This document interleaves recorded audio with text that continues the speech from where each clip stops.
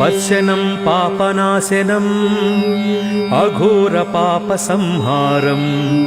एकबिल्वं शिवार्पणम् सहस्रवेदपाठेषु ब्रह्मस्थापनमुच्यते अनेकव्रतकोटीनाम् एकबिल्वं शिवार्पणम् अन्नदानसहस्रेषु सहस्रोपनयनं तथा अनेकजन्मपापानि एकबिल्वं शिवार्पणम् बिल्वस्तोत्रमिदं पुण्यं यः पठेत् शिवसन्निधौ शिवलोकमवाप्नोति